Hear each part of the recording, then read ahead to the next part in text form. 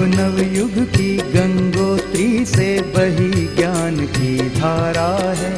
हम युग का निर्माण करेंगे, यह संकल्प हमारा है। हम बदलेंगे, युग बदलेगा, यही हमारा नारा है। सद्विचार घर घर पहुँचाएं, यह कर्तव्य हमारा है।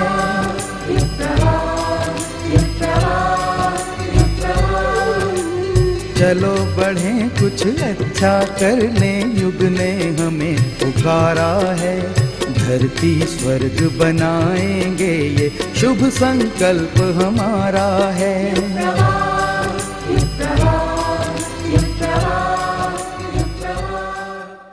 बसंत के आगमन से मनुष्य ही नहीं, प्राणी जगत के हृदय में, समूचे वातावरण में ही खुशहाली छा जाती है। बसंत की उपस्थिति सबके तन मन को हर्षोल्लास से भर देती है। ऐसे ही बसंत पर्व के साथ हम उपस्थित हैं। आइए देखते हैं बसंत पर्व की एक झलक।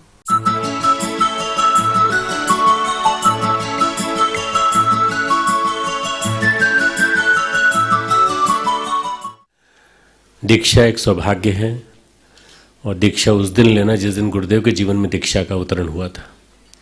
दीक्षा का मतलब होता है एक प्रकार से गुरु की शक्ति का अपने अंदर समावेश। गुरु जीवन में परिवर्तन लाने के लिए और जीवन में पूरी तरह से भौतिक हो आध्यात्मिक हो हर क्षेत्र में बदलाव लाने के लिए हमारे अंदर एक शक्तिपात करता है। और वो शक्तिपात परम पूज्य गुरुदेव के जीवन में आज के दिन हुआ था। आज से करीब 85 साल पहले 1926 संयोग से उस दिन भी 20 जनवरी थी, आज भी 20 जनवरी है। और एक संयोग मात्र कि वसंत पंचमी का पावन दिन, वसंत पंचमी के पावन दिन उनके गुरु उनके पास आए और उन्होंने उनसे कुछ मांगा, अपना सब कुछ देने को कहा और उसके बाद उनके जीवन में शक्ति का संचार कर दिया। आज भी ऐसे ही पावन दिन है जब वसंत पंचमी है, साथ में महाकुंभ का भी योग है। और कुछ ऐसा पावन दिन है कि इस दिन हम लोग यदि अपने गुरुदेव के साथ जुड़ेंगे, जुड़े हुए हैं पहले से, तो आज फिर से नए सिरे से जुड़ने का संकल्प लेंगे तो जीवन में परिवर्तन निश्चित रूप से होगा। दीक्षा का मतलब होता है अपनी इच्छा गुरु को दी, अब गुरु की इच्छा हमारी इच्छा। हम अपनी इच्छा के अनुसार नहीं चलेंगे, जैसा वो कहेंगे, जैसा उनका मार्गदर्शन होगा वैसा हम उनके हिसाब से चलेंगे। जब हम अपने मन की लगाते हैं तब हम कई बार गलत हो जाते हैं, और जब हम अपने गुरु की इच्छा के अनुसार चलते हैं, जैसा वो चाहते हैं, तो हमारा हित चाहते हैं हर दृष्टि से। कभी भी गुरु किसी के नुकसान की बात नहीं करता। सदगुरु जो होते हैं वो जीवन में परिवर्तन लाने की बात करते हैं। हमारे जीवन में भी आज से परिवर्तन आए और हम उनके प्रति समर्पित भाव से, उनके कार्यों के प्रति समर्पित भाव से, एकनिष्ठ भाव से लग करके यदि काम कर सकें तो निश्चित रूप से आप देखेंगे कि दीक्षा फलित होगी। दीक्षा बहुत सारे लोग लेते हैं और जीवन में परिवर्तन नहीं दिखाई पड़ता, तो उसका कारण यह है कि दीक्षा के नियमों का पालन नहीं कर पाते। दीक्षा के नियम यदि जीवन में उतर जाएं और दीक्षा को यदि हम समझ लें सही अर्थों में, दीक्षा क्या होती है, केवल गायत्री मंत्र साथ साथ बोल लेना उतना ही दीक्षा नहीं है, बल्कि दीक्षा के साथ साथ जुड़ा हुआ कुछ एक अनुशासन है। उस अनुशासन को व्रत बंधन कहा गया है। आत्मिक प्रगति के कुछ अनुशासन कहे गए हैं ताकि हमारे साथ साझेदारी हो सके गुरु की। और गुरु यदि साथ चलेगा तो फिर सारे के सारे हम जितने भी अपने काम हैं उनको सौंप सकते हैं। हम बस उनके बताए हुए निर्देशों के अनुसार काम करते चले जाएं। सारा का सारा योग क्षेम का वहन हमारे गुरुदेव करेंगे। हमारे गुरुदेव बहुत शक्तिशाली हैं। परम पूज्य गुरुदेव परमवंदनीय माता जी दोनों ने गायत्री को जन जन के बीच में अवतरित किया। गायत्री महाशक्ति न केवल भारत में बल्कि सारे विश्व में सब लोगों के बीच में पहुंची। आज गायत्री मंत्र यदि सब लोग बोल रहे हैं, पुरुष भी, नारी भी, नर भी, सब बोल रहे हैं, तो उसका कारण केवल एक ही है कि गायत्री मंत्र देने वाले विशिष्ट विश्वामित्र स्तर के हमारे गुरुदेव थे। भावपूर्वक यदि हम उनको समर्पित करेंगे अपने आप को और अपनी भाव श्रद्धांजलि अर्पित करेंगे, वैसा भाव जैसा कि नरेंद्र नाथ के मन में अपने गुरु के प्रति था, तो हम विवेकानंद बन सकते हैं। यदि हम वैसा भाव समर्पित करेंगे जैसा मूल शंकर नाम के एक बालक ने किया था अपने गुरु विरजानंद जी के प्रति, तो हम महर्षि दयानंद बन सकते हैं। हमारे अंदर अनंत संभावनाएं भरी पड़ी हैं। उन अनंत संभावनाओं को, बीजों को पल्लवित करने की संभावनाएं सारी की सारी गुरु के अंदर हैं। गुरु उनको निखारता है और उनको अच्छी तरह से पालता पोसता है। समर्पण चाहिए, भावपूर्वक समर्पण। जब हम भावना अपनी पूरी पूरी अर्पित कर देते हैं तो हमें मिलने लगता है बदले में। जितना हम देंगे उतना ही हमें मिलता चला जाएगा। बस ये भाव मन में रखते हुए आज गायत्री मंत्र की दीक्षा लेंगे। गायत्री मंत्र के कुछ अनुशासन हैं। गायत्री मंत्र एक प्रकार से अनादि मंत्र है, महामंत्र है, गुरु मंत्र है। गायत्री मंत्र अपने आप में गुरु मंत्र है, परंतु एक सूर्य की उपासना का मंत्र होने के नाते इसको एक ऐसी सदगुरु की सत्ता के साथ जोड़ करके, ताकि बृहस्पति की सत्ता का भी हमारे साथ एक एकाकार हो जाए। जैसे हमारे गुरुदेव के जीवन में गुरु आए थे, ऐसे हमारे जीवन में हमारे सदगुरु आ जाएं और वे भी हमारे जीवन को उसी तरह से बदल दें जैसे उन्होंने गुरुदेव के जीवन को बदला था। ऐसा एक पुरुषार्थ, ऐसा एक अंदर से आत्मिक सौभाग्य हमारे अंदर अवतरित हो, ऐसी मन में भावना करते हुए कुछ चीज़ों को समझने की कोशिश करेंगे। सबसे पहले महत्वपूर्ण है कि हम गुरु को क्या दे सकते हैं। हमारे पास तो कुछ नहीं है, हम अपनी बुराइयां दे सकते हैं। देव दक्षिणा, देवत्व धारण करने के लिए दी गई दक्षिणा, ये देव दक्षिणा कहलाती है। हम अपनी बुराइयां गुरु को दे देंगे और गुरु के सामने संकल्प लेंगे कि हम अच्छाइयों को उतारेंगे जीवन में, तो हमारी बुराइयां एक एक करके छूटती चली जाएंगी। धीरे धीरे सौभाग्य ऐसा अवतरित होगा कि हम अच्छे व्यक्ति बनते चले जाएंगे। सद्गुणों को अपने जीवन में उतारना और दुर्गुणों को धीरे धीरे छोड़ते चले जाना। क्या बुराइयां हो सकती हैं हमारे जीवन में? हमारे जीवन में एक बुराई है कड़वा बोलना, पीठ पीछे बुराई करना, दूसरों के दुर्गुण देखना, ईर्ष्या करना, कभी कभी बहुत गुस्सा करना, और गुस्सा होने के बाद सामने वाले को भी और अपने को भी पूरी तरह से असंतुलित कर देना। ऐसी छोटी छोटी बुराइयों से घर में कलह होता है, मन में परेशानी होती है और आपकी जो एक प्रकार से व्यक्तित्व की जो महानता है वो धीरे धीरे गिरती चली जाती है। इसके बाद कुछ नियम हैं जो आपको पालन करना है। उपासना, रोज आपको गायत्री मंत्र का जप करना है। तो वो तो हम करते हैं, माला टरकाते हैं। माला टरकाने से काम नहीं चलेगा। माला टरकाने के मतलब ये हो गया कि फिर आपको माला का कर्मकांड समझ में आया, बाहर का नहीं, अंदर से भावपूर्वक जप के साथ ध्यान, भाव विवल होकर किया गया जप वही फलित होगा और वो आपके जीवन में अवतरित भी होगा। नहीं तो क्या होगा, गायत्री मंत्र ऊपर से निकल जाएगा। गायत्री मंत्र को यदि जीवन में उतारना है, भर्ग तत्व को जीवन में उतारना है, तो आपको नियमित रूप से जप के साथ ध्यान का क्रम बनाना पड़ेगा। इसलिए 3 माला गायत्री मंत्र का जप, 3 माला नहीं हो सके तो 15 मिनट बैठ जाइए, ध्यान करिए सूर्य का, और उस पीरियड में आप केवल एक ही चीज़ सोचिए, बार बार सूर्य का प्रकाश हमारे रोम रोम में, कण कण में समाता चला जा रहा है। हम अंदर से बाहर तक प्रकाशवान होते चले जा रहे हैं।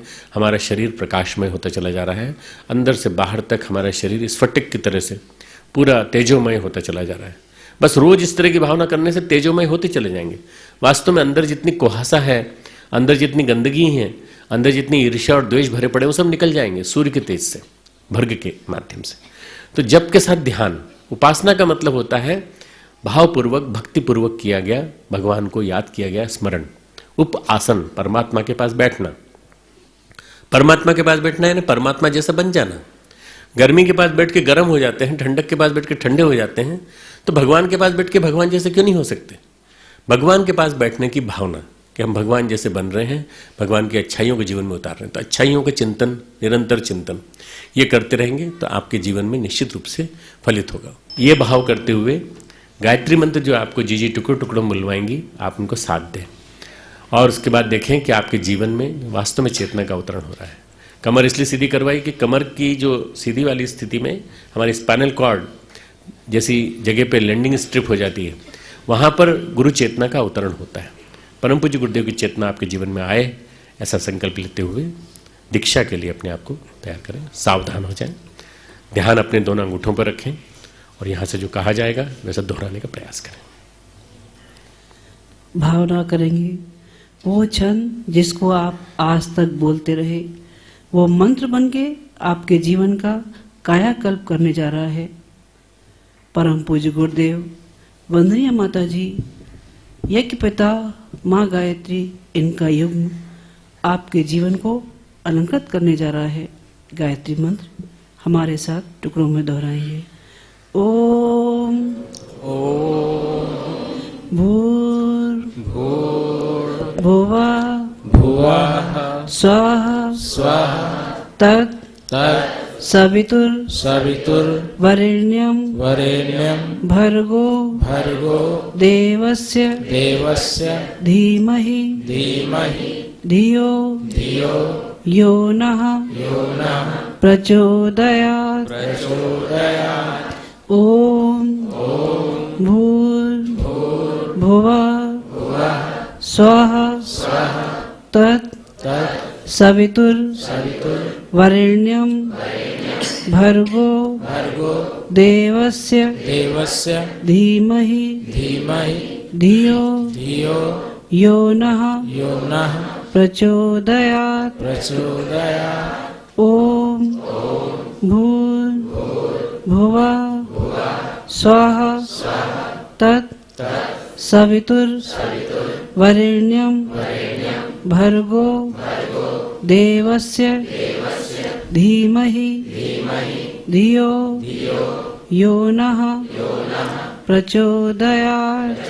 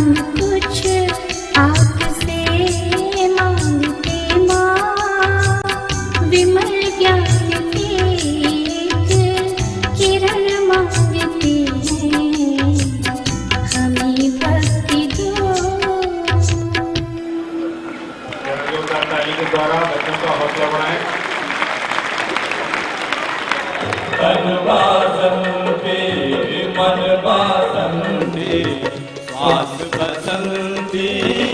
कर देना।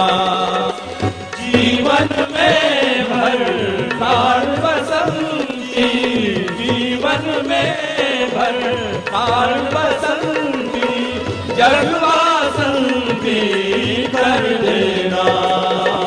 तन वासंती, मन वासंती, श्वास बसंती कर देना। रंग दे रंग दे रंग दे, रंग दे रंग दे रंग दे, रंग दे रंग दे रंग दे मेरा रंग दे बसंती चोला।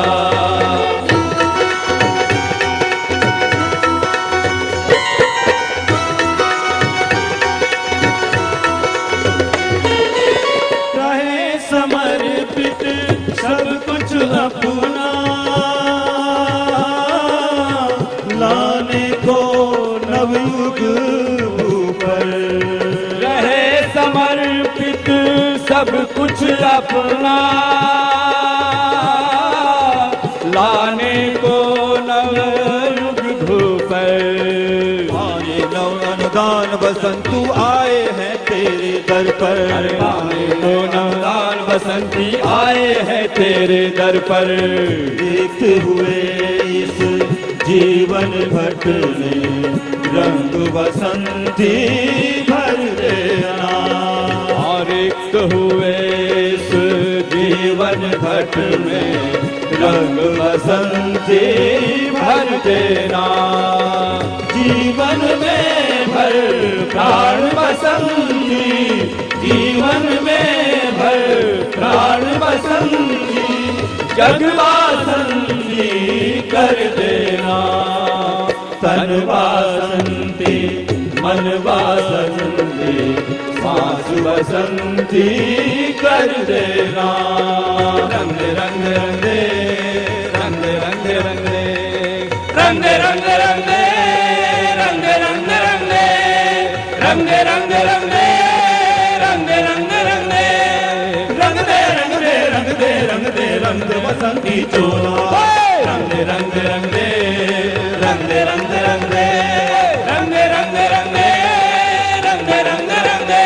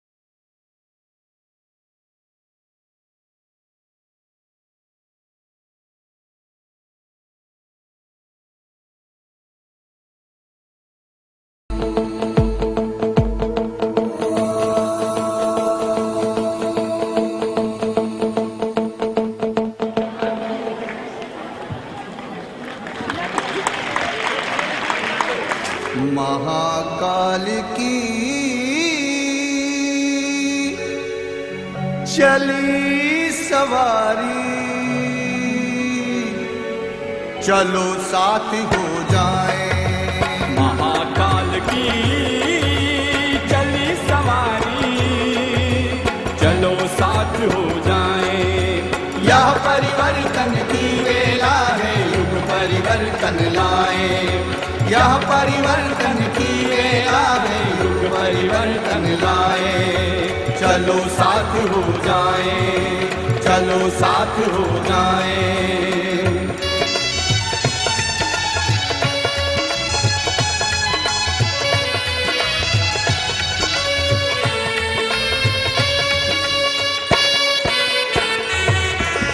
महाकाल के चरण थिरकते हैं देखो द्रुत गति से।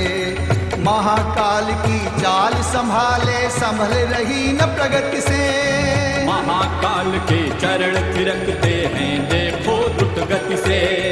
महाकाल की चाल संभाले संभल रही न प्रगति से। विकृतियों की छाती पर हो रहा कि तांडव नर्तन। अब अनेक अत्याचारों का होगा निश्चित मर्दन। महाकाल के गण जैसे ही हम भी कदम बढ़ाएं। महाकाल के गण जैसे ही हम भी कदम बढ़ाएं। यह परिवर्तन की वेला है, युग परिवर्तन लाए। यह परिवर्तन की वेला है, युग परिवर्तन लाए। चलो साथ हो जाए, चलो साथ हो जाए। जय जय महासाथ हो जाए, जय जय महासाथ हो जाए, जय जय महासाथ हो जाए, जय जय महासाथ हो जाए।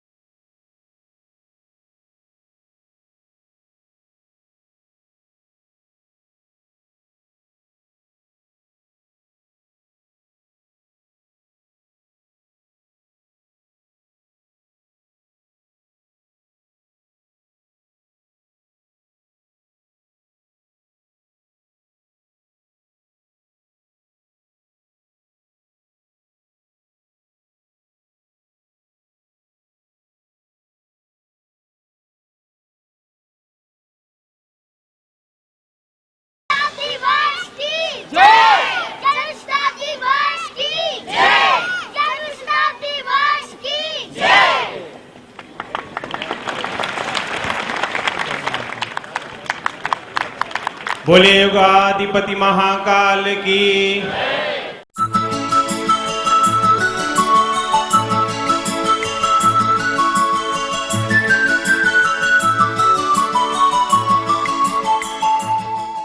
वीरों का हो ऐसा वसंत भर जाए उनसे दिग दिगंत। वीरों का हो ऐसा वसंत भर जाए उनसे दिग दिगंत। वीरों का हो ऐसा वसंत भर जाए उनसे दिग दिगंत। वीरों का हो ऐसा वसंत भर जाए उनसे दिग दिगंत। वीरों का हो ऐसा वसंत भर जाए उनसे दिग दिगंत।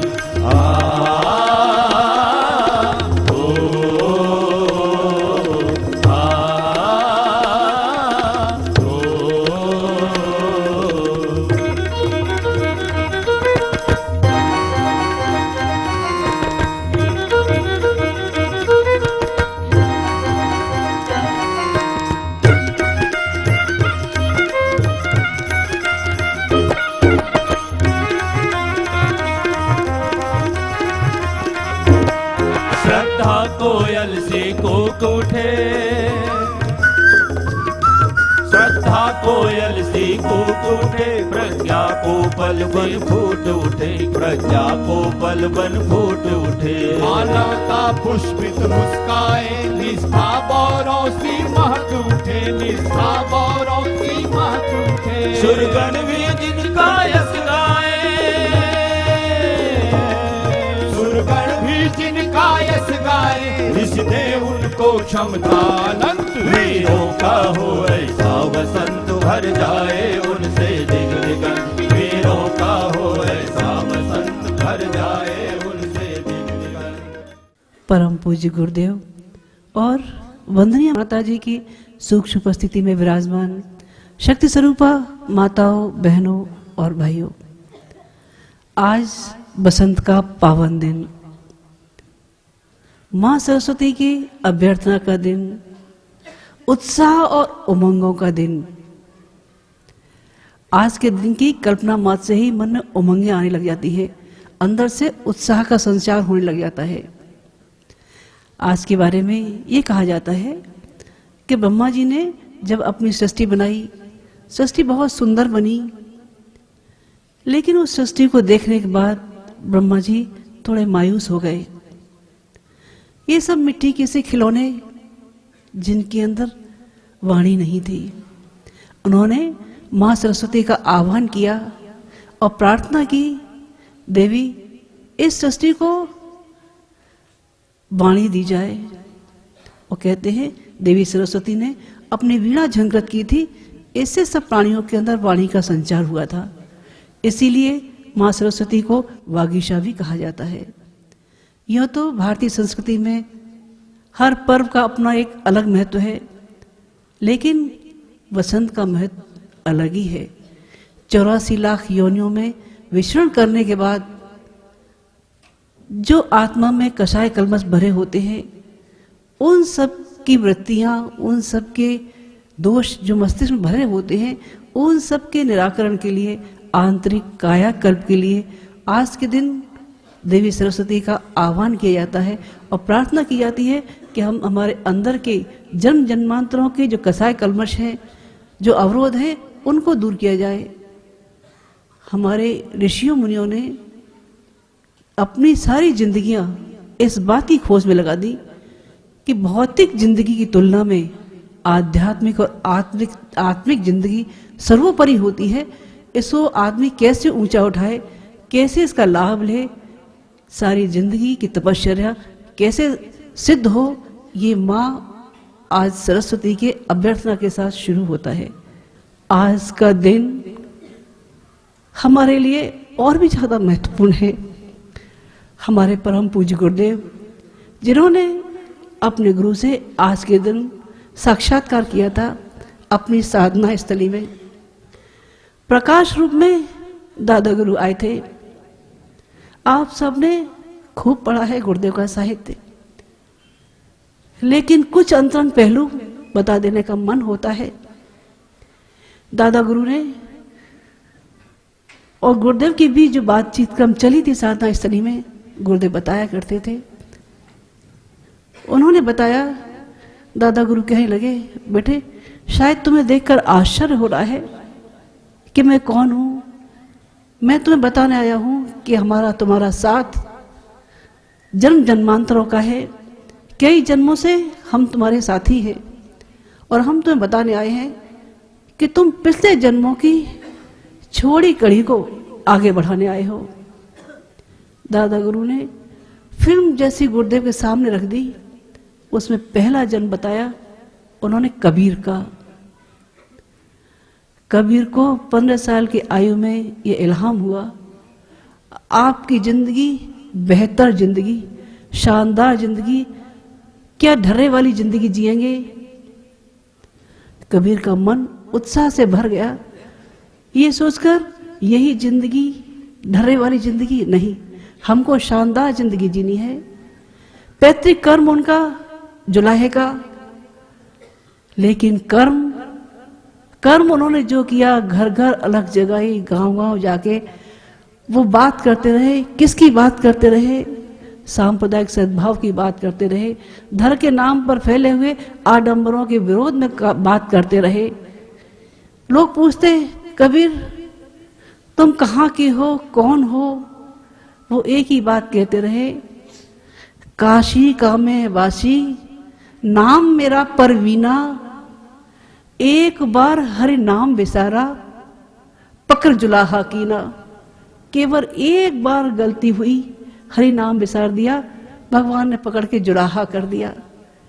ऐसी गलती दोबारा ना हो, इसलिए रोम रोम में एक ही बात भरी है, मेरे प्रभु के बताए रास्ते पर, सच्चे रास्ते पर कैसे आगे बढ़ सके। कबीर अपना काम करते रहे, लेकिन कुछ कट्टरपंथी मुस्लिम लोगों को ये बात अच्छी न लगी कि एक मुस्लिम जुलाहा हिंदू धर्म की और बाकी धर्मों की बात शान से कहे। ये कहते हैं कि उन्होंने उनको बेड़ियों में कसकर गहरे गंगा के पानी में डुबो दिया। इस मृत्युदंड को भी कबीर ने स्वीकार किया, लेकिन परमात्मा को और कुछ मंजूर था। उन्होंने सारी बेड़ियां खोल दी और कबीर किनारे पे आ लगे। मन का उत्साह, मन का उमंग, प्रभु की लीला। कबीर आगे बढ़ते चले गए और काम करते हुए चले गए। उनका अगला जन्म दादा गुरु बताते रहे, एक किशोर बालक जो शादी के मंडप में खड़ा था, दूल्हा बना था, सबके मन में एक उमंगे थी, आगे की दुनिया कैसी होगी, शादी की बात की जिम्मेदारियां कैसी होंगी। लेकिन पंडित ने बोला, लड़का लड़की सावधान। दूल्हा बना बालक एकदम चौकन्ना हुआ, शादी की बेला में ये कैसा सावधान। दोबारा फिर पंडित ने बोला, लड़का लड़की सावधान। लड़का फिर चौकन्ना हुआ। तीसरी बार जैसे ही उन्हें सावधान बोला, वो किशोर बालक रामदास भाग खड़ा हुआ और कौन बन गए? समर्थ गुरु रामदास। वो रामदास बन गए जिनके सीने में एक ललक थी देश के स्वाभिमान की, देश की आजादी की। उन्होंने भाग के क्या काम किया भाइयों बहनों? एक काम किया जो उनके पिता सूर्याजी पंत ने जो उनको विरासत में दी थी कि बेटा गायत्री मंत्र की साधना सर्वोपरि है, इस साधना से बहुत बल मिलता है। वो साधना नियमित करते रहे और कहते हैं 2000 सूर्य नमस्कार वो नियमित करते थे। उसके बाद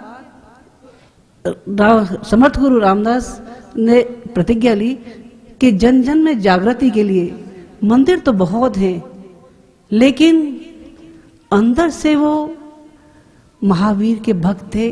उनके मन में एक ही ललक थी, राम काज कीने बिना मोहे कहाँ विश्राम। उन्होंने राम का काम करने के लिए जगह जगह हनुमान मंदिरों की स्थापना की और उनके साथ लगे हुए थे उनकी व्यायामशालाएं, जिनके अंदर क्या होता था? एक के अंदर संस्कार थे, एक के अंदर स्वास्थ्य था, एक के अंदर जागरूकता थी।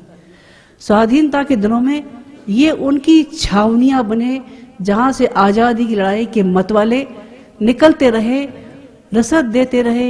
छत्रपति शिवाजी, राजा छत्रपति शिवाजी जब तक देते रहे काम चलता रहा। लेकिन एक दिन समर्थ गुरु रामदास के मन में आया, राजा है देते हैं बाकी काम हो जाते हैं, पर जन चेतना के लिए एक आयाम बहुत जरूरी है और वो है जरूरी जन जन का सहयोग, जन जन की भागीदारी। और उन्होंने हर घर से मुट्ठी भर अनाज लेना शुरू किया और अपनी क्रांति की ज्वाला को आगे बढ़ाना शुरू किया। ये आत्मा जो कबीर से निकली थी, समर्थ गुरु के रामदास में होती हुई अगला पड़ाव उन्होंने रामकृष्ण परमहंस के रूप में लिया। कामारपुकुर गांव में स्वामी रामकृष्ण परमहंस का जन्म हुआ था और कहते हैं जब वो छोटे ही थे तब उनके पिताजी का स्वर्गवास हो गया। गांव की हालत बहुत खराब थी, आजीविका का कोई साधन नहीं था। उनके भाई कलकत्ता में थे। उन्होंने अपने भाई को वहीं, रामकृष्ण परमहंस जी को वहीं बुला लिया और दक्षिणेश्वर के मंदिर में एक पुजारी की नौकरी दिलवा दी। वहां पूजा का काम करते रहे, मंदिर की आरती हवन सब नियमित चलता रहा उनका। उनके मन में एक ही ललक थी, जाप तो दुनिया करती है, मंत्र जाप सब करते हैं, लेकिन साधना सिद्ध हो इसके लिए क्या करना पड़ता है, क्या बनना पड़ता है, ये लोगों को करके दिखा दिया जाए। और रामकृष्ण परमहंस का सारा जीवन इसका जीता जागता एक नमूना बना रहा। उनकी काली चमत्कृत होती रही, सबके लिए पत्थर की मूर्ति, लेकिन उनके लिए सिद्धदायिनी मां काली बनती रही। जिस तरह से मीरा के गिरधर गोपाल मीरा के साथ नाचा करते थे, जिस तरह से एकलव्य के माटी के गुरु द्रोणाचार्य वो तीरंदाजी सिखाया करते थे जो वो अर्जुन को नहीं सिखा सके थे, वही काली अपने भक्त रामकृष्ण परमहंस को निहाल करती रही। भक्त के मन में भाव है, मन श्रद्धा से भरा है, तो पत्थर भी साकार रूप लेके धरती पर उतर आते हैं। रामकृष्ण परमहंस जिंदगी भर लोगों को यही बताते रहे, मन श्रद्धा से भरा हो, भाव से भरा हो, तो पत्थर में भी प्राण आते, देर नहीं लगती, वो भी देवता बनकर धरती पर उतर आते हैं। लोगों को प्रेरणा देते रहे, आगे बढ़ाते रहे। उनका ही एक बालक उनसे प्रेरणा लेकर नरेंद्र धर्म संस्कृति की पताका लेकर विदेश में पहुंच गया था और विवेकानंद बन गया था। आज का दिन, बसंत का पावन दिन, जो गुरुदेव के जीवन में उतरा, तो हर बसंत उनके जीवन में एक सिद्धि लेता हुआ चला गया। गुरु के लिए जो समर्पण किया, उन्होंने अपनी छोटी सी उम्र में, गुरुदेव ने कहा, बेटा आत्मबल पाने के लिए साधना सबसे बड़ी सीढ़ी है, तुम 24 साल तक 24 लक्ष्य के महापुरुषण करो। गुरु को संकल्प दिया, उन्होंने 24 साल तक जौ की रोटी और छाछ पर, 15 साल की उम्र से लेकर 42 साल की उम्र तक पूरी जवानी केवल एक ही बात पे निकाल दी, जौ की रोटी और छाछ पर। यह गुरुदेव की रसना सिद्धि थी। और गुरुदेव ने दूसरों का दुख बांटा और अपना सुख, अपना तपश्चर्या लोगों में बटाते रहे। उनके साथ बैठकर उनके आंसू पहुंचते रहे, कंधे पर रख के हाथ कहते रहे, बेटा और कोई हो न हो पर मैं तुम्हारा हूं। ये मां गायत्री की सिद्धि उनके साथ जुड़ी थी।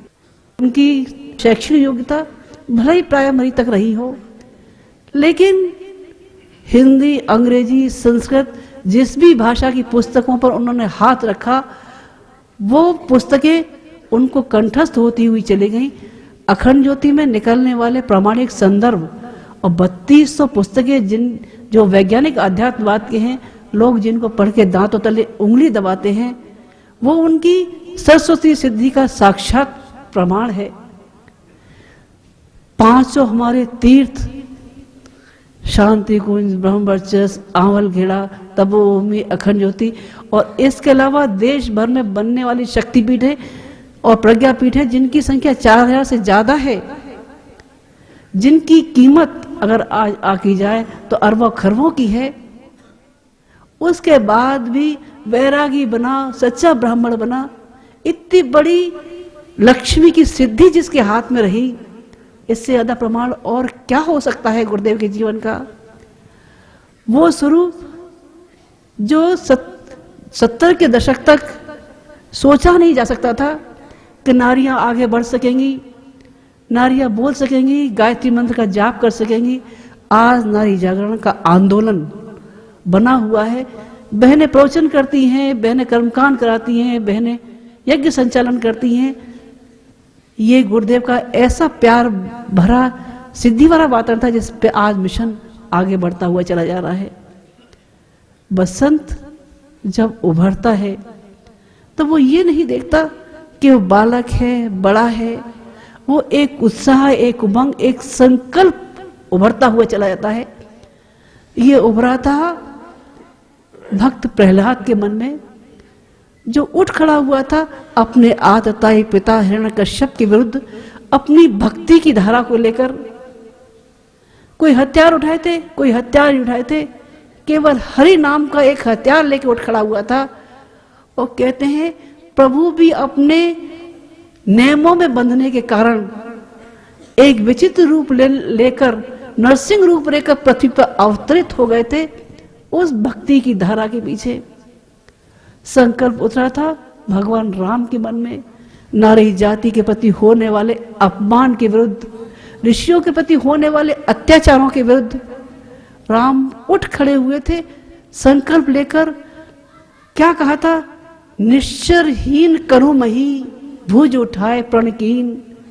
अपनी भुजाएं उठाकर प्रण करने वाले राम जब खड़े हो गए थे तब रावण का संहार कर दिया था और राम राज्य की स्थापना कर दी थी। नवयुग के श्री राम ने जब संकल्प लिया नए युग के सूत्रपात के लिए, लोगों में देवत्व का उदय, धरती पर स्वर्ग के अवतरण की संकल्पना के लिए, तो लाखों लोग उनके पीछे हो चले थे, अपना सब कुछ दांव पे लगाकर। अपना घर देखा, न बार देखा, न बच्चे देखे, न उनका भविष्य देखा, केवल एक ही बात कही, देश समाज संस्कृति के लिए जीने वाला, अपनी जिंदगी दांव पे लगाने वाला कोई साधारण नहीं, ये अवतारी है। राम के साथ जो चले वो रीछ बानर भी निहाल होते हुए चले गए। नवयुग के श्री राम के साथ जुड़े उनके बालक निहाल होते हुए चले गए। बसंत उभरा एक छोटे से दीपक के अंदर, उसके मन में आया रात के अंधेरे में लोग जाते हैं, ठोकर खा जाते हैं, पैरों में कांटे चुभ जाते हैं, सूर्य तो अपने अस्ताचल को चला जाता है, लेकिन इनको प्रकाश देने वाला छोटा हूं तो क्या, नन्हा हूं तो क्या, दिया जलता रहा। अपने स्नेह का तेल, अपनी क्षमता की बाती मन में समेटे हुए रात भर एक नन्हा सितारा टिमटिमाता रहा आकाश में। जाड़ों भरी रात में लोगों को दिशा देने के लिए, लोगों को प्यार बांटने के लिए, लोगों को सहयोग देने के लिए लोग कह उठे, twinkle twinkle little star how I wonder what you are, up above the world so high like a diamond in the sky. वो डायमंड, वो सितारा, वो दीपक हमारे अंदर आज उमंग के रूप में प्रकट हो, तो आज का उत्साह, आज का बसंत हमारे लिए एक नई प्रेरणा देने के लिए तैयार हो जाएगा। गुरुवर की जन्म शताब्दी पास में आती है। हम बड़े न बन सके कोई बात नहीं, लेकिन हम छोटे ही सही दीपक तो बन ही सकते हैं, सितारे तो बन ही सकते हैं। ये क्षमता हमारे अंदर टिमटिमाने की पैदा हो जाए। गुरुवर के जन्मदिन पर, आध्यात्मिक जन्मदिन पर इससे बड़ा तोहफा और क्या हो सकता है। गुरुवर अपने बच्चों को शक्ति देना, संरक्षण देना। ओम शांति।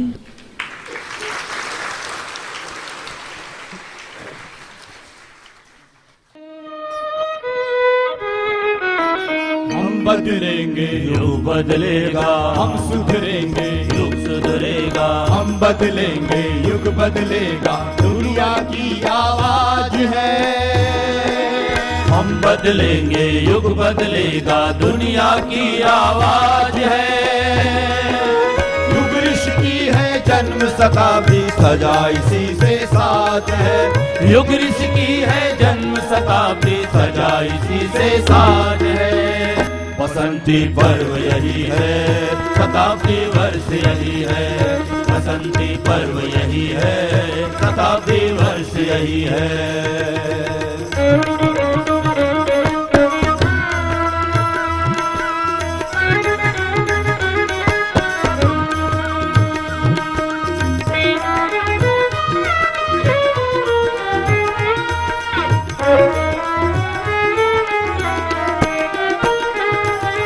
ज्ञान यज्ञ ज्योतिष मसाल बन करके गुरुवर छाएंगे।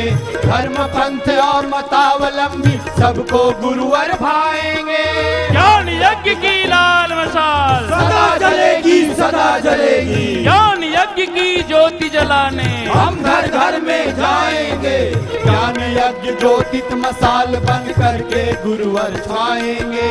धर्म पंथ और मतावलंबी सबको गुरुवर भाएंगे।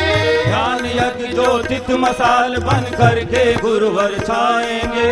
धर्म पंथ और मतावलंबी सबको गुरुवर भाएंगे। इन सूत्रों से मानवता की इन सूत्रों से मानवता की बच जाएगी लाज है।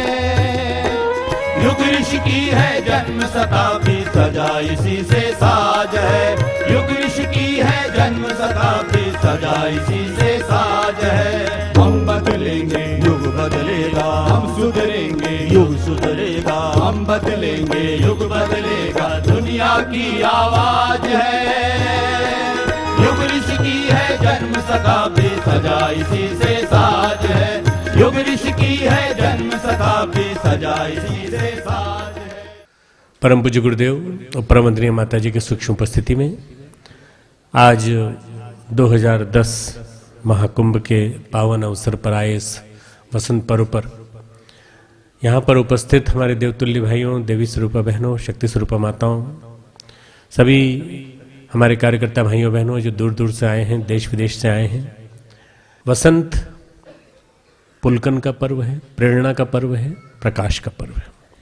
हमारे अंदर से एक पुलकन जागती है, हमारे अंदर से एक प्रकाश पैदा होता है, हमारे अंदर से एक उमंग पैदा होती है, हमारे अंदर से एक हूक पैदा होती है।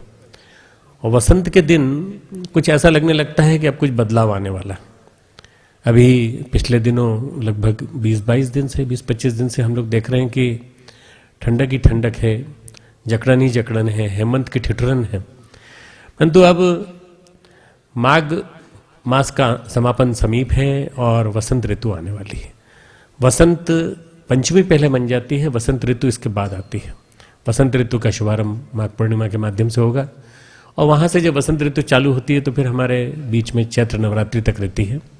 हमारे जीवन में अंदर से बाहर तक एक उमंग, उल्लास, स्फुरना, एक प्रेरणा एक ऐसी देती है जिससे कि हम इस ठंडक से बाहर निकलें। आज सारे समाज में ठंडक और जकड़न छाई हुई है, निराशावाद छाया हुआ है। आज सारे समाज में हम देखें तो लोगों के दिमाग में चिंतन में बैठा हुआ कुछ नहीं होने वाला, कुछ नहीं बदलने वाला, सब ऐसा ही है। तो वसंत एक उल्लास लेके आता है, वसंत एक उमंग लेके आता है और वसंत ये कहता है कि नहीं, सब कुछ बदल जाएगा यदि अंदर से बदलने का मादा हो, यदि अंदर से बदलने की उमंग हो।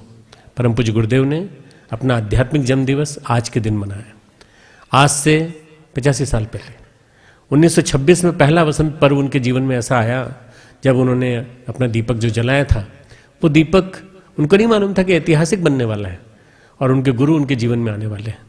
परम पूज्य गुरुदेव के गुरुदेव का साक्षात्कार इसी दिन हुआ। संयोग से आज का दिन और वही दिन लगभग डेट के हिसाब से वही था, 20 जनवरी थी 1926, सिद्धि वर्ष जो हमारे श्री अरविंद का सिद्धि वर्ष था। और वहाँ से जो अवतरित हुआ एक ज्ञान, एक प्रकाश उनके गुरु के माध्यम से, गुरु जो अखंड दीपक में से प्रकट हुए, सूक्ष्म शरीरधारी हिमालय से आए हुए गुरु, उन्होंने उनको आभास कराया कि तुम कौन हो। अभी अभी आपने जी के प्रवचन से सुना कि उनके तीन जन्मों के बारे में उन्होंने परिचय कराया और उन्होंने बताया कि तुम कौन हो। वास्तव में वसंत बताने के लिए आता है कि हम कौन हैं, हमारे अंदर कितनी अनंत संभावनाएं भरी पड़ी हैं, हम कितने शक्तिशाली हैं, हम कितने जीवंत हैं। हम उठे तो सही, जागे तो सही और उठकर खड़े तो हो जाए। उत्तिष्ठत जागृत प्राप्य वरान निबोधत। हम उस ईश्वरत्व को प्राप्त करने के लिए, उसका साक्षात्कार करने के लिए, अपने आप को तैयार करने के लिए, उद्यत होने के लिए अपने अंदर से वो जोश पैदा कर पा रहे हैं कि नहीं। वसंत जोश पैदा करने के लिए आता है। वसंत हमारे अंदर एक प्रकार से ज्ञान की देवी सरस्वती को अपने जीवन में उतारने के लिए आता है। परम पूज्य गुरुदेव के जीवन में जो वसंत आया 20 जनवरी के दिन 1926 के दिन, वो ज्ञान की देवी सरस्वती के गायत्री शक्ति के रूप में उभार के रूप में आया। तुमको गायत्री की उपासना करनी है, 24 वर्ष तक 24 लक्ष्य के महापुरुषण करना है। ये सारा का सारा निर्देश उनके गुरु ने दिया और माँ सरस्वती का ज्ञान, माँ सरस्वती की कला, माँ सरस्वती की विद्या, माँ सरस्वती का सब कुछ गायत्री की महाशक्ति के रूप में परम पूज्य गुरुदेव के जीवन में आता चला गया। वही चीज उनके साहित्य में आती चली गई, वही चीज उनके वाणी में आती चली गई।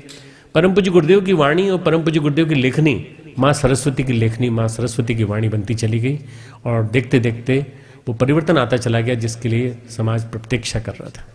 मित्रों, हमारे देश में महापुरुषों की बाढ़ आती रही है, अवतार आते रहे हैं और अवतारों के साथ साथ समय समय पर लीला अवतार, खंडावतार, थोड़े थोड़े अंशावतार जो खंड खंड में आते हैं वो आते रहे हैं।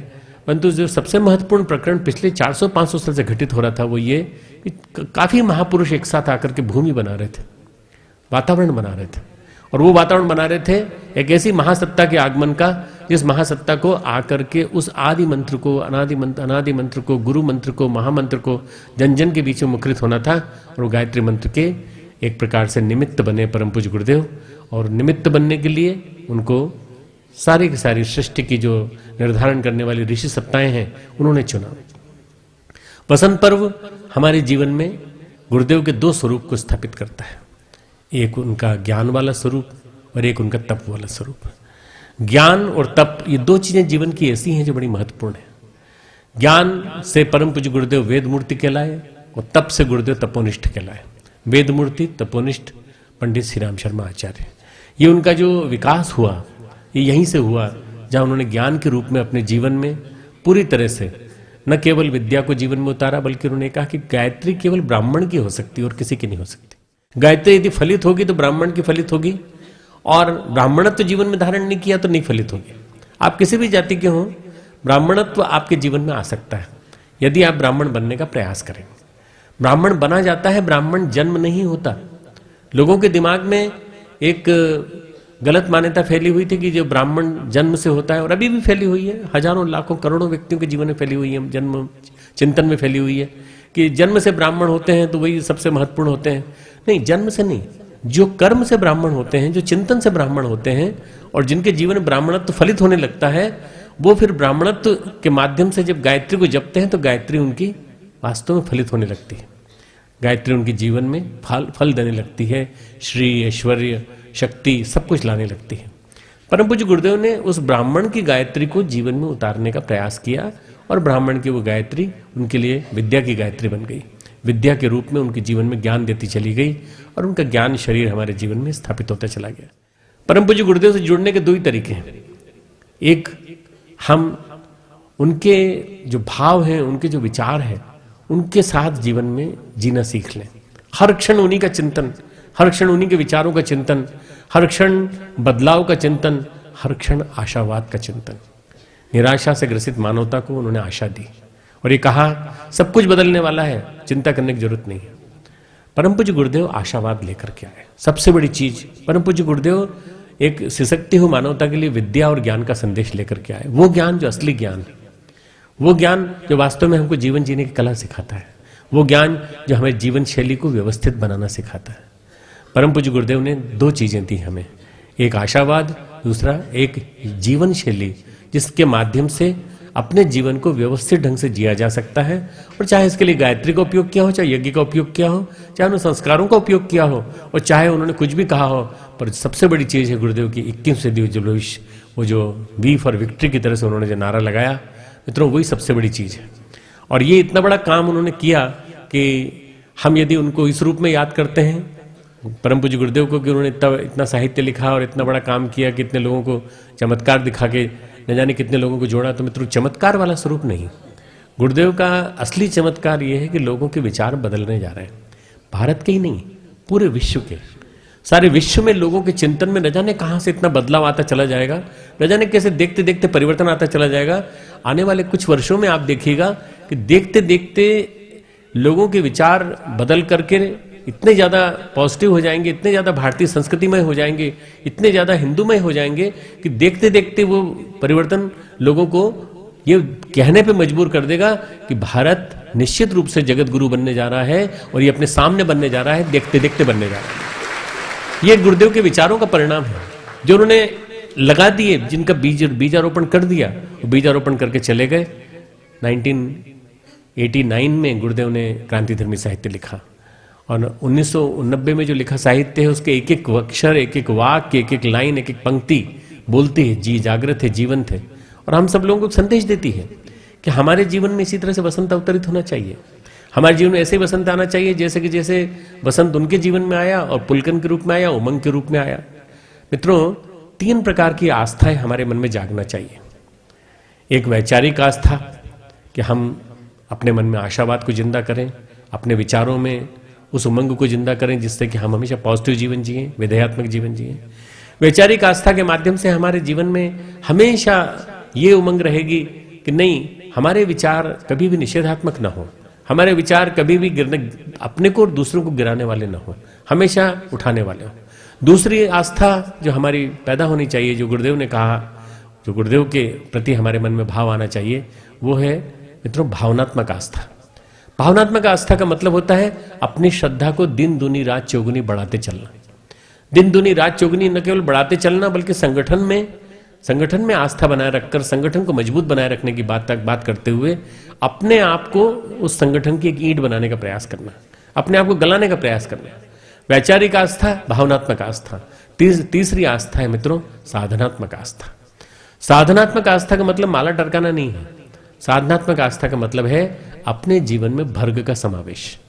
बोलते तो हैं, माला टरकाने में क्या होता है कि माला तो हम बहुत सारी कर लेते हैं पर माला में प्राण नहीं है। उस माला में, गायत्री मंत्र में प्राण तब आएगा जब भर्ग का ध्यान करते हुए, भर्ग यानी भूनने वाला, भर्ग यानी अंदर से बाहर तक हमारे पापों को, कुसंस्कारों को, बुरी आदतों को, ईर्ष्या द्वेष को जलाने वाला, भर्ग यानी पाप नाशक तेज सविता का। वो भर्ग हमारे अंदर आए, भर्गो देवस्य धीमहि, हम उस भर्ग को धारण करें, भर्गः धीमहि, भर्ग को अंदर धारण करें अपनी साधनात्मक आस्था के माध्यम से और अपने अंदर धारण करके उस पाप नाशक तेज के माध्यम से अपने आप को निष्कलुष बनाने का प्रयास करें। परम पूज्य गुरुदेव ने ये हमें संदेश दिया और ये संदेश देने के बाद हमें कहा कि हम अपने जीवन में साधनात्मक आस्था को मजबूत करते हुए अपने जीवन को बदलाव की ओर ले चलें। हमारे लिए 2010 का वसंत पर्व विशेष है मित्रों, क्योंकि हम इस प्रयाज वर्ष में, 1 साल का वर्ष प्रयाज वर्ष है, 2010 की वसंत पंचमी 20 जनवरी से अगले साल की 8 फरवरी तक, 1 साल तक, यानी करीब 384 दिन, 384 दिन हमारे पास रह गए हैं। इन 384 दिनों में हम बहुत बड़ा काम करने जा रहे हैं। सारे भारत का सघन मंथन करने जा रहे हैं, सारे भारत का प्रशिक्षण करने जा रहे हैं। प्रशिक्षण किस क्षेत्र में? परम पूज्य गुरुदेव के विचारों के माध्यम से प्रशिक्षित होकर के सारे भारत को ही नहीं, सारे भारत के माध्यम से सारे विश्व को बदलने का पुरुषार्थ। भारत ही नहीं, सारे विश्व के कोने कोने में हम लोग जाएंगे और वहां जाकर के हमारे कार्यकर्ता प्रयास के माध्यम से संगठन का मंथन करेंगे और मंथन करेंगे, लोगों के विचारों को बदलेंगे, लोगों के विचारों में परिवर्तन लाने का प्रयास करेंगे। परम पूज्य गुरुदेव के ज्ञान शरीर को स्थापित करने की कोशिश करेंगे और परम पूज्य गुरुदेव के ज्ञान शरीर यानी उनके विचार घर घर में पहुंचेंगे। आज हम मेरे उद्बोधन के तुरंत बाद लगभग 10 भाषाओं में 12 भाषांतर प्रकाशन के माध्यम से न जाने कितनी किताबों का विमोचन करेंगे। ये किताबों का प्रकाशन निरंतर होता चला जाएगा, हर महीने एक वसंत आता चला जाएगा और हम 1 वर्ष के अंदर लगभग ऐसा उम्मीद है 300-400 किताबों का अनुवाद 20 से ज्यादा भाषाओं में करके और सारे के सारे भारत और सारे विश्व की भाषाओं में प्रकाशित करके गुरुदेव के विचारों को पहुंचाएंगे। जब तक लोगों के चिंतन में गुरुदेव के विचार नहीं आएंगे तब तक लोगों को पता नहीं चलेगा कि जीवन जिया जा सकता है, आध्यात्मिक जीवन जिया जा सकता है। लोगों को लगता है कि कैसे जिया जाएगा, परंतु ये जिया जा सकता है। ये एक महत्वपूर्ण बात है जिसको कि लोगों को सिखाना है। इसके लिए इस वर्ष हमने प्रशिक्षण की श्रृंखला चलाई है शांति कुंज में। हम क्षेत्र के चुने हुए कार्यकर्ताओं को बुला रहे हैं और बुला के यहाँ प्रशिक्षित कर रहे हैं ताकि वो जाके अपने जोन में जाकर के संगठन को मजबूत बनाने के लिए और संगठन को प्रशिक्षित करने के लिए लोगों के चिंतन में बदलाव लाएं। महाकुंभ का समय है, महाकुंभ में भी हम एक प्रदर्शनी लगा रहे हैं जहां पे हमें स्थान मिला है। शांति कुंज में भी प्रदर्शनी लगा रहे हैं। शांति कुंज जीती जागती बोलती हुई प्रदर्शनी होगी जिसमें गुरुदेव के जीवन के महत्वपूर्ण जो सूत्र हैं उन सूत्रों को स्थापित करने की कोशिश की जाएगी। परम पूज्य गुरुदेव ने 18 सूत्र दिए हमें युग निर्माण सत्संकल्प के माध्यम से। ये गीता के 18 अध्याय की तरह से हैं और गीता के 18 अध्याय की तरह से इन 18 सूत्रों को घर घर स्थापित करना, हर धर्म संप्रदाय हर संगठन के अंतर्गत ये 18 सूत्र एक्सेप्ट हो जाएं, हर व्यक्ति उनको एक्सेप्ट करने लगे कि नहीं ये 18 सूत्रों में हमें कोई मतभेद नहीं है। जब 18 सूत्रों पे एक हो गए तो फिर पूरा अध्यात्म, भारतीय अध्यात्म और युग निर्माण सत्संकल्प युग निर्माण की धारा से जुड़ गए। युग निर्माण की धारा से जुड़ना एक बहुत बड़ी बात है मित्रों। एक छोटी से मकान बनाने में पसीना आ जाता है, तो युग को बनाना कितनी बड़ी बात है। तो आप थोड़ी कर रहे हैं, अकेले थोड़ी कर रहे हैं, आपके साथ साथ न जाने कितने लोग और न जाने अगणित लोग, हजारों लाखों करोड़ों लोग इस काम में जुटेंगे आने वाले दिनों में। और 2010, 2011, 2012 ये 3 वर्ष बड़े महत्वपूर्ण होने जा रहे हैं मित्रों। ये 2010, 2011, 2012 इन 3 वर्षों में इतना तेजी से परिवर्तन होगा। इन 3 वर्षों में जो पिछले 300 साल में परिवर्तन नहीं हुआ था, वो सारे भारत और सारे विश्व वसुधा में देखा जाएगा। आप स्वयं देखेंगे अपने जीवन में, अपने आसपास चारों तरफ आपको देखने को मिलेगा, लोग तेजी से बदल रहे हैं। लोगों के चिंतन में बदलाव आ रहा है, भावनाओं में बदलाव आ रहा है, विचारों में बदलाव आ रहा है, आस्थाओं में बदलाव आ रहा है। जब ये बदलाव आपको दिखाई पड़ेगा तो आपको लगेगा कि ये 100 वर्ष की जो जन्म शताब्दी मनाने का सौभाग्य हमको मिल रहा है, बड़ा महत्वपूर्ण है। मित्रों, वसंत पंचमी पे हम एक संकल्प लें कि हम परम पूज्य गुरुदेव के लिए क्या कर सकते हैं, ज्यादा से ज्यादा क्या कर सकते हैं। हम लोगों को, आप लोग कहते होंगे कि इन्होंने पूरा जीवन दे दिया, इसी तरह से हम तो नहीं दे सकते। आप अपने जीवन में थोड़ा परिवर्तन ला सकते हैं, आप अपनी आदतों में बदलाव ला सकते हैं, आप थोड़ा सा काम गुरुदेव का करना चालू कर सकते हैं, क्योंकि गुरुदेव ने आपके जीवन को बदला है। गुरुदेव ने आपके जीवन में चमत्कार पैदा किए हैं। यदि किए हैं, कुछ दिया है आपको, आप में जितने सारे लोग बैठे हैं, आप हाथ उठा करके बोलिए, क्या आपके जीवन में परिवर्तन आया कि नहीं आया, बदलाव आया कि नहीं आया? और अगर आया है तो क्या आप उनको कुछ देना नहीं चाहेंगे? यदि देना चाहेंगे तो एक बात अपने आप से चालू कर दीजिए, आज से हम अपने अंदर गुरुदेव को अवतरित होने की प्रक्रिया चालू करें। गुरुदेव हमारे अंदर जन्म लें, और हमारे अंदर जन्म लेकर, आज उनका आध्यात्मिक जन्म दिवस है, हमारे जीवन में भी आध्यात्मिक दृष्टि से गुरुदेव प्रवेश करते चले जाएं, और 1% से लेकर 2% से लेकर 100% आ जाएं 2011 के वसंत पर्व तक। ऐसी भावना रख करके आज के दिन संकल्प लें, निश्चित रूप से गुरुदेव आपके अंदर अवतरित होते चले जाएंगे। ओम शांति। भाइयों बहनों, अभी अभी आपके सेवा में निवेदन किया था कि कुछ ऐसे नींव के पत्थर हैं जिन्होंने कि मिशन को सींचा। आज से हम एक परंपरा आरंभ कर रहे हैं अपने बुजुर्गों का सम्मान, जिन्होंने मिशन के साथ जुड़ करके काम किया। आज 2 ऐसे कार्यकर्ताओं का हम सम्मान कर रहे हैं। ये कार्यकर्ता हैं श्री गेंदालाल चौरसिया जी और श्री जनार्दन प्रसाद जोशी। ये परम पूज्य गुरुदेव के साथ काम करते करते इन्होंने मिशन को आगे बढ़ाया। दोनों का ऊपर आह्वान है, जी इनको सम्मानित करेंगी। मैं जी से अनुरोध करूंगा कि वे शॉल उड़ाकर श्रीफल देकर के उन्हें सम्मानित करें। हमारे वरिष्ठ कार्यकर्ता, ये परंपरा हम चालू रखेंगे, अपने बुजुर्गों के सम्मान की परंपरा आज से चालू कर रहे हैं, और यही परंपरा क्षेत्र में भी चालू हो, ऐसा एक क्रम हम लोग बनाएंगे। हमारे बुजुर्ग भाइयों का सम्मान हुआ, यहां से प्रेरणा मिली, क्षेत्रों में भी ये क्रम चलेगा। अब यहां जो पुस्तकें हमारी भाषांतर हुई हैं, उनका विमोचन श्रद्धेय डॉक्टर साहब, श्रद्धेय जी के द्वारा बरद हस्तों से होने जा रहा है। लगभग 70 पुस्तकों का अनुवाद हुआ है। 70 पुस्तकें हमारी अनुवादित हुई हैं। नेपाली में 8 पुस्तकें हैं, उर्दू में 4 हैं, सिंधी में 3 हैं, पंजाबी में 2 हैं, मराठी में 2 हैं, तमिल में 10 हैं, उड़िया में 22 हैं, अंग्रेजी में 1 है, हिंदी की नई पुस्तकें 5 हैं, बांग्ला में 14 पुस्तकें हैं। इस प्रकार से ये सब पुस्तकें उपलब्ध हैं। हम सबको इस साहित्य को जन जन तक पहुंचाना है। हमारे ऑडियो और सीडी का भी विमोचन हो रहा है। Video CD, audio CD, sticker आंदोलन के अंतर्गत भी हमारे स्टिकरों का भी विमोचन हुआ। गायत्री मंत्र स्टिकर भावार्थ सहित है। टेबल कैलेंडर का भी हुआ। श्री डॉक्टर साहब, श्री जी यहां से जाएंगे। हम सब हाथ जोड़ करके नमन मंदन करें। ओम नमो स्कनंताय सह